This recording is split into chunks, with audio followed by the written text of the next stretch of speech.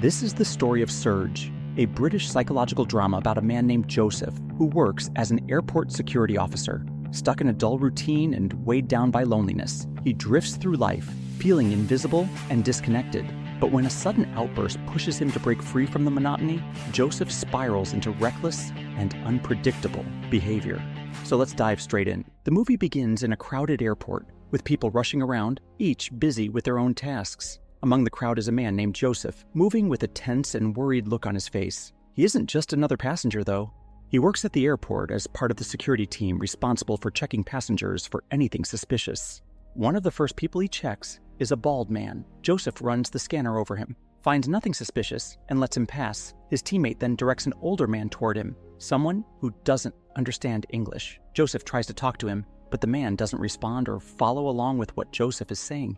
Even though Joseph can't find anything on him, the buzzer alerts during the search, so Joseph tells the old man that he'll need to do a private search. The man protests, not understanding, but Joseph leads him to the private room anyway. Inside, before Joseph can even instruct him, the old man removes his shirt and presses himself against the wall, ready to be searched. Later, in the common area, one of his colleagues, Lily, is chatting with another coworker. She's talking about how she hooked her laptop up to the TV so her daughter could watch movies. Joseph overhears the conversation as he eats nearby. Lily shares a piece of cake with him, and he takes it, though another coworker jokes that the cake tastes terrible. Once his shift is over, Joseph takes the train home. When he arrives at his apartment complex, there's a man outside revving up his quad bike loudly. Joseph ignores him and heads upstairs. Even inside his apartment, the sound of the engine continues to irritate him, and for a moment it looks like he's about to bite down on the drinking glass in his hand from sheer frustration. He makes himself some food and sits in front of the television, but his blank expressions show how little he enjoys his daily life. The next day, on his way to work, Joseph spots Lily walking in the same direction. For a second, he considers joining her, but then he hides instead and decides not to. At work, he searches a black passenger but finds nothing suspicious. The next person is another bald man who empties his pockets before the search. Joseph begins scanning him, and the man seems to recognize Joseph, asking how he's doing. Joseph brushes it off, saying he doesn't know him, and continues with the wand. The bald man then claims that the wand is burning him. After the search ends, the man leans in uncomfortably close and tells Joseph to follow him after exactly 63 seconds. One of Joseph's colleagues sees this interaction and alerts the police, who quickly move in and arrest the man. As the police drag him away, the bald man keeps calling out to Joseph, but Joseph only watches in confusion. After work, Joseph takes the train and then gets into a car with an older man, who is revealed to be his father. While reversing the car, his father accidentally bumps into another man. When the man complains, both Joseph and his father ignore him completely and drive away. During the drive, his father asks why Joseph was late, and Joseph explains that he missed his train. His father eventually drops him off at his parents' house. His mother greets him at the door, and later that day, the parents are trying to install a new washing machine. They remove the old one and push the new one into place. Joseph tries to help his father move and install it, but his father refuses his help. When his father struggles with the installation, Joseph picks up the manual and a wrench, offering his assistance again, but his father still rejects him. Joseph asks why they even called him if they didn't want his help, and his father replies that it was his mother's idea. At dinner, his mother asks if he celebrated his birthday, and Joseph says yes, explaining that he had brought a cake to work. It's revealed that the terrible cake from earlier was actually Joseph's birthday cake, though none of his colleagues knew it.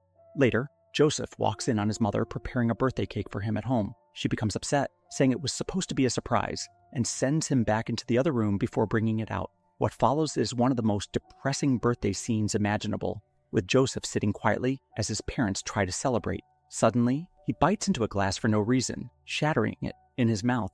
Blood pours, and panic erupts. He rushes upstairs to the bathroom, ignoring his parents pounding on the door. Instead of responding, he slips out of the house and goes back to his apartment. On his way in, he runs into the same quad bike guy again. This time, he doesn't stay silent, but gets into a verbal argument with him. Before things escalate, Joseph storms back into his apartment and checks the bloody damage in his mouth. The following day, Joseph gets dressed for work and takes the train as usual. When he arrives, he asks for Lily, but another colleague named Scott tells him she's off for the day. Joseph then notices a coworker refusing to let a woman pass through security because of excess luggage. Joseph steps in and allows her to go through, which annoys his colleague. His behavior becomes stranger after that. He drinks some water, then spits it back out mixed with blood. Concerned, Scott alerts their supervisor. When the supervisor asks what's wrong, Joseph doesn't give a clear answer. Instead, he changes out of his uniform and leaves. He takes the train straight to Lily's apartment and tells her he's there to fix her television. She lets him inside. Joseph asks if she has a cable to connect her laptop to the TV, but she doesn't, so he goes out to buy one. At the electronics shop, he finds a cable, but his card gets declined. The shopkeeper directs him to an ATM, but when he tries, the machine swallows his card. Frustrated, he goes to the bank for help. The bank clerk asks him for ID, but Joseph doesn't have one, so she says there's nothing she can do. Outside, a cab driver yells at him, and Joseph, already on edge, goes back into the bank. He scribbles something on a piece of paper and hands it to the clerk. Whatever he wrote is serious enough that she hands over stacks of money without question. Joseph leaves with the cash, goes back to the electronics store, buys the cable, and notices police bikes speeding toward the bank. Realizing they're probably after him, he ducks back into the shop, buys a beanie to cover himself, and rushes off to Lily's apartment. Once there, he sets up the cable, connects her laptop to the TV, and shows her how to switch between the two. Afterward, he asks her for something to drink. In the kitchen, she pours him some cola. That moment leads exactly where Joseph wanted it to go. He finally manages to be intimate with Lily in a quick encounter. For Joseph, it feels like a major victory. Afterward, he leaves her place walking with a new sense of pride, as if he had just conquered the world. After the first robbery, Joseph decides to try again. He heads into another bank, writes the same kind of note as before, and hands it to the cashier. The note suggests he has a gun, and the cashier, clearly nervous, gives him stacks of money along with a bag to carry it all. Just when Joseph thinks he's about to walk away smoothly, a random man in the bank notices something suspicious and starts coming toward him. Joseph panics, grabs the bag, and bolts. The man chases after him, but Joseph manages to slip away. As he runs, though, red smoke suddenly starts pouring out of the bag. It was a dye pack, hidden in the money. Joseph quickly throws the bag down, salvages whatever cash he can grab, and keeps running. He dashes into a hotel nearby and books a room for the night, hoping to lay low.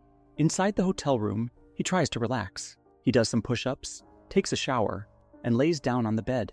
But instead of resting, something stirs in him. He suddenly pulls out a knife and starts cutting into the mattress. He rips out a spring, then goes wild, tearing apart the whole room. He shreds the mattress, breaks the bed frame, yanks the TV off the wall, and even pulls down the curtains. When his phone rings, instead of answering it, he smashes it using the hotel's safe, completely destroying it. Later, Joseph wanders out of his room and into the hotel halls. He stumbles upon a private wedding ceremony. The best man is giving a speech, but instead of praising the groom, he's roasting him brutally, clearly holding some kind of grudge. The crowd looks uncomfortable as he humiliates the groom in front of everyone. Joseph approaches him, and the best man tries to push him away. Before he can, Joseph whispers something into his ear. Whatever he says terrifies the best man enough that he lets Joseph stay. Joseph moves into the reception and joins a group of women, sharing some cake with them. Afterward, he heads onto the dance floor and throws himself into the party. For a while, he's having the time of his life, completely letting go. But soon, the flashing lights, the music, and the overwhelming energy get too much for him, and he leaves, overstimulated. When he gets back to his neighborhood, the quad bike guy is there again. This time, the man warns Joseph that the police are looking for him. Instead of panicking, Joseph grabs the man's quad bike and speeds off. He tears through the streets at reckless speed, pushing the bike to its absolute limit. The rush ends abruptly when he crashes into a car and is sent flying hard onto the road. The driver of the car doesn't help him.